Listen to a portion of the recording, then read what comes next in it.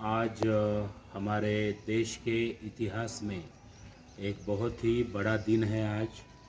आज हमारे प्रजासत्ताक दिन आज पूरे देश में हम सेलिब्रेट करते हैं। 26 जनवरी इस प्रजासत्ताक दिन का मैं सभी हमारे स्टूडेंट, विद्यार्थी विद्यार्थिनी, हमारे सब पालक वर्ग, उन सभी को हमारे स्कूल की तरफ से, मेरे तरफ से प्रजासत्ताक दिना की मैं बहुत बहुत आपको शुभेच्छा देता हूँ। 26 जनवरी प्रजासत्ताक दिन, इसके बारे में हम सब जानते हैं कि हमारे देश को 15 अगस्त 1947 को आज़ादी मिली थी।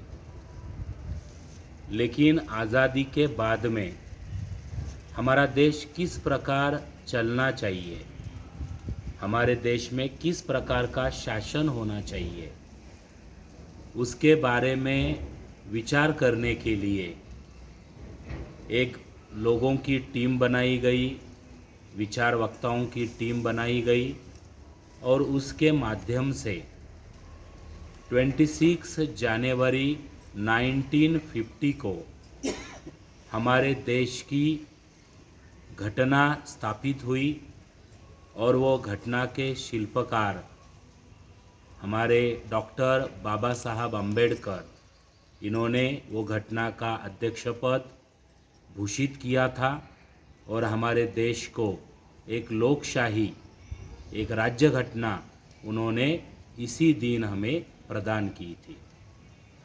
हमारे देश का इतिहास अगर हम देखेंगे तो हमारा देश बहुत ही प्राचीन देश है।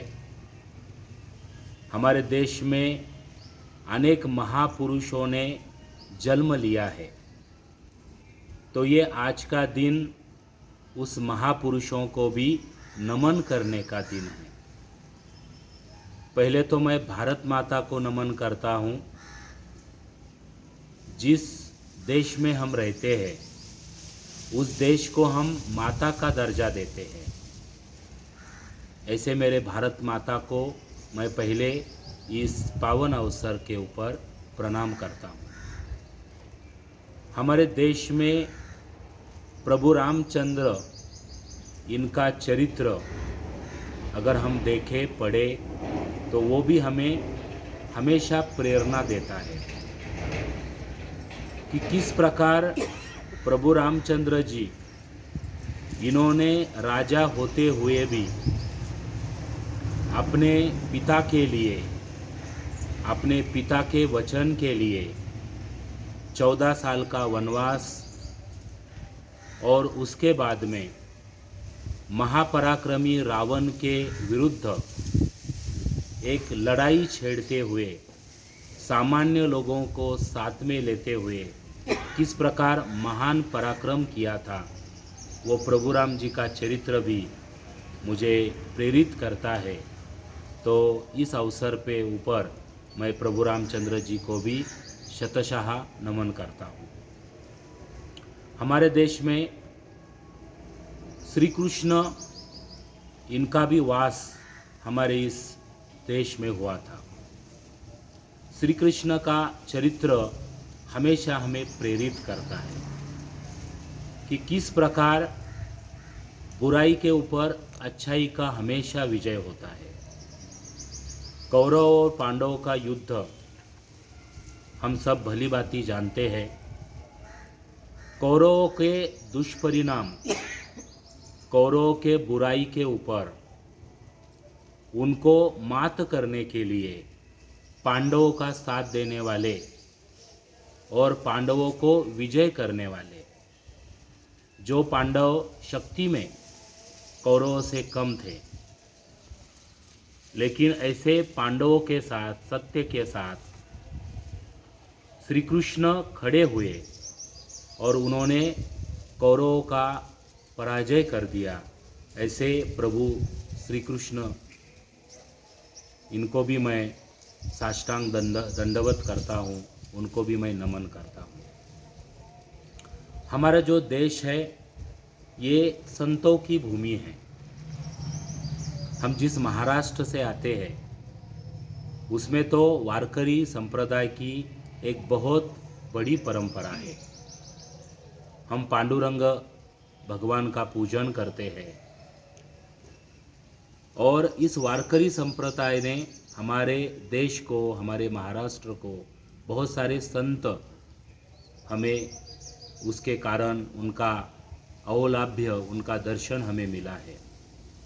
संत ज्ञानेश्वर जिन्होंने ज्ञानेश्वरी अजरामर उन्होंने की, संत तुकाराम जिन्होंने तुकाराम की गाथा ये हमें दी, संत एकनाथ जिन्होंने भारूड वगैरह रचते हुए हमारे लोगों का प्रबोधन किया, संत नामदेव, संत मुक्ताई, बहुत सारे संतों की परंपरा भी हमारे महाराष्ट्र ने हमारे देश को दी है।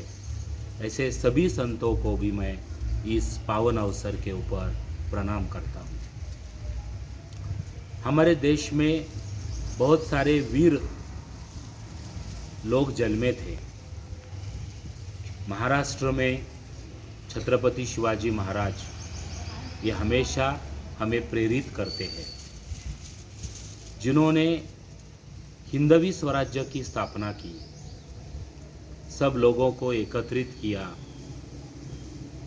सब समाज को एकत्रित किया और बलाढ्य मुगल साम्राज्य के ऊपर जिन्होंने उनके भविष्य में पूरा लड़ा दिया,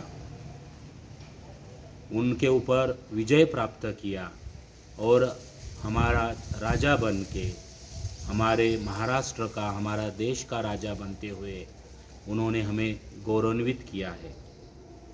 तो उनका इतिहास, उनका शौर्य, उनकी अपने माता के प्रति उनका नम्रता, उनका प्रेम, उनके गुरु के प्रति उनकी सद्भावना, ये हमेशा हमें प्रेरित करती है।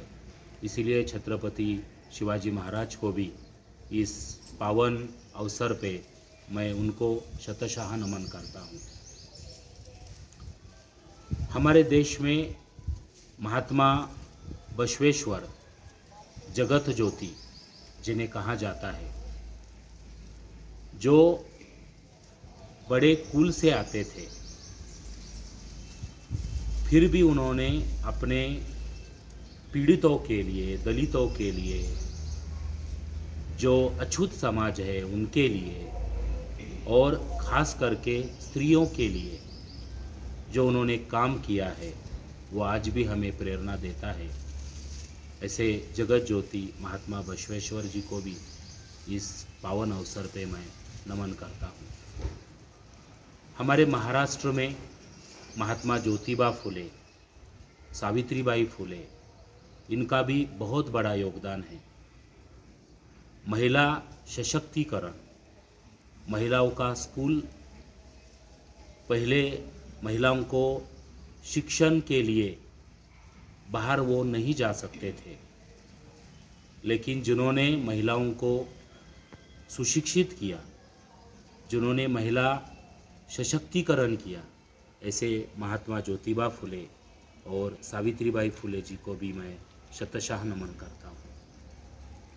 डॉक्टर बाबा साहेब अम्बेडकर जी को जब तक हम आज के अवसर पे उनको नमन नहीं करेंगे तो आज का ये दिन हमारा सार्थक नहीं जा सकता।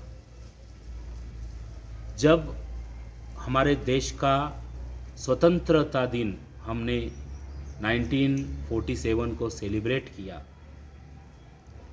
तो सब लोगों के सामने यही प्रश्न था कि अभी किस प्रकार का हम ये देश किस प्रकार का हम चला सकते हैं, क्योंकि स्वतंत्रता तो मिली, लेकिन देश को, इतने बड़े देश को, इतने वैभवशाली देश को चलाने के लिए हमें कुछ कॉन्स्टिट्यूशन की आवश्यकता थी। और मुझे गर्व है कि डॉक्टर बाबा साहब अम्बेडकर जी ने अथक परिश्रम से ये कॉन्स्टिट्यूशन, और इतना परफेक्ट कॉन्स्टिट्यूशन, आज भी आप देखेंगे कि हमारे पूरे जग में हमारे देश का लोकशाही, देश का कॉन्स्टिट्यूशन बड़े गर्व से उसका सम्मान किया जाता है, जिसमें हर लोगों के लिए इस कॉन्स्टिट्यूशन में स्थान दिया है। वो सभी जाति, वर्ग, वर्ण, स्त्री, पुरुष सबको समान अधिकार देने का काम ये राज्य घटना ने, हमारे कॉन्स्टिट्यूशन ने हमें किया है। तो इस अवसर पर भारत रत्न डॉक्टर बाबा साहब अम्बेडकर जी को भी मैं शतशः नमन करता हूँ, और सभी मेरे विद्यार्थी विद्यार्थिनी सभी पालक वर्गों को भी इस अवसर पे मैं शुभेच्छा देता हूँ। और मेरा ये जो भाषण है, स्पीच है, यहीं पे मैं समाप्त करता हूँ। Thank you. जय हिंद, जय महाराष्ट्र।